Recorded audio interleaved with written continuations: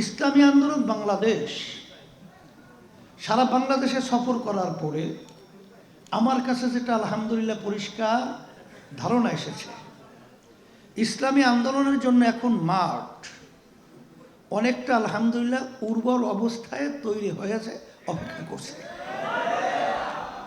এখন এই সময় যদি আমরা আমাদের সেই দৌড়ের পাল্লায় যদি আমাদের সেভাবে প্রতিযোগিতা না থাকে, তাহলে এক পর্যায়ে কিন্তু এই মাঠের ভিতরে আগাছা জন্মাবে।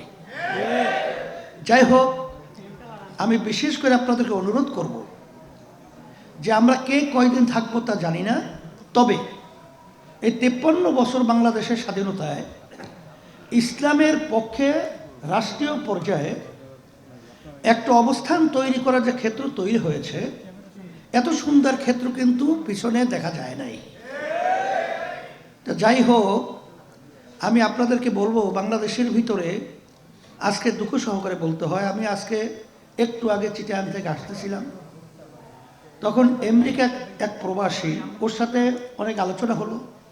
ও বলতেছে, হুজুর, আমেরিকায় আসলে আমরা যাই ঠিক, দেশের মায়া তো আছেই, কিন্তু ওখানের যে সমস্ত বিষয়গুলো, যে নিয়ম শৃঙ্খলা, আমাদের বাংলাদেশে আসার পরে সর্বত্র যেখানে যাই সেখানে একটা অরাজকতা, অশান্তি, অসচ্ছ এবং ব্যবহার সহ হিংসাত্মক এবং যেটাকে বলা হয় জুলুম সর্বত্র ছড়ায় আছে।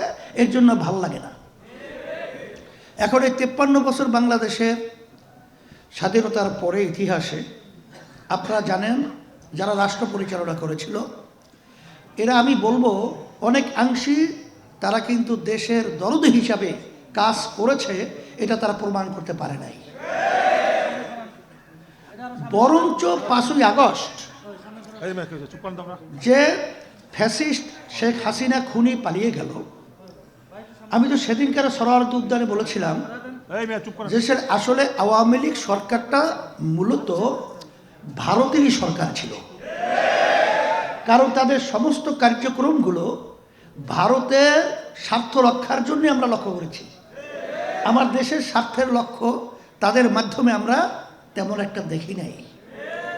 এরপরে বর্তমানে যে চলছে, আমি সেদিনকারও বলেছিলাম, আজকেও বলছি, যে বর্তমানে যে অন্তর্বর্তীকালীন সরকার রয়েছে, তারা কিন্তু আমাদের এই ছাত্র জনতার অভ্যুত্থান যে 5ই আগস্ট বাংলাদেশে হলো, সেখানে হাজার হাজার মায়ের কোল খালি হলো, হাজার হাজার আমার ভাইয়েরা, আমার ছাত্ররা পঙ্গু হয়ে গেল, চক্ষু হারালো, এখনো মায়ের কান্না বন্ধ হয় নাই।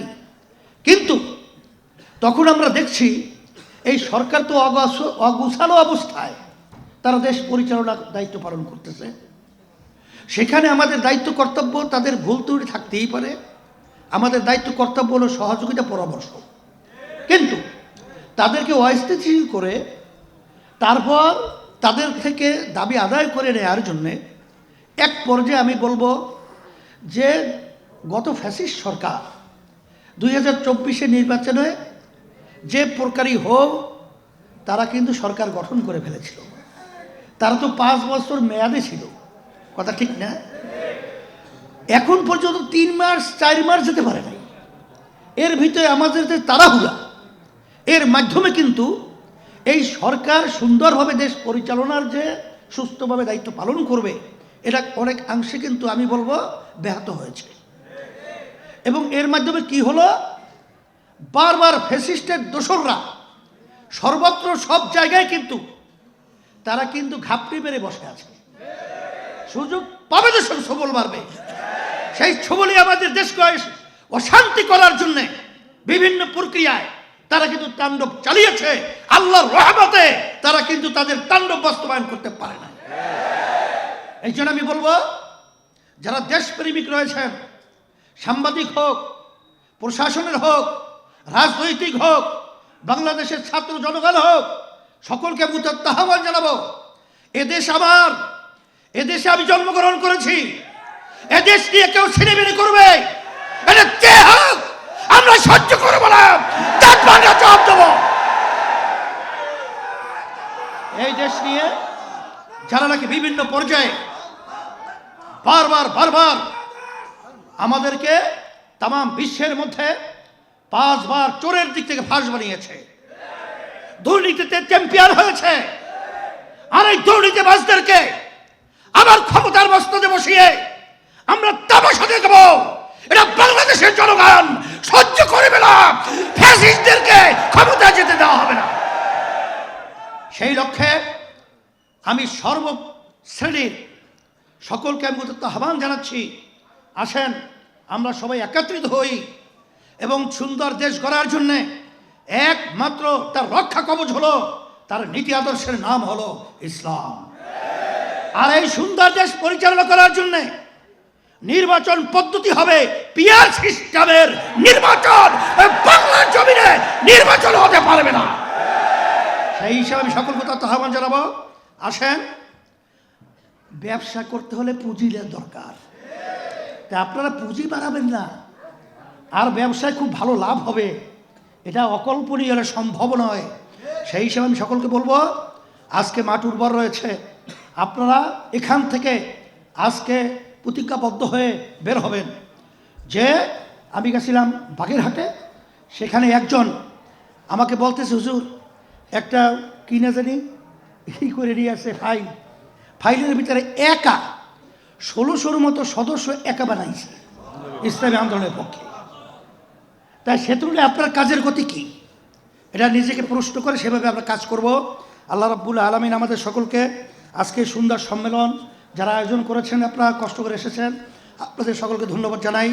আমার সাংবাদিক বন্ধুদেরকে ধন্যবাদ জানাই এবং প্রশাসন যাদের দায়িত্বে নিয়োজিত আছেন সকলকে ধন্যবাদ জানিয়ে বিগত 25-24 কমিটি বিলুপ্ত ঘোষণা করলাম।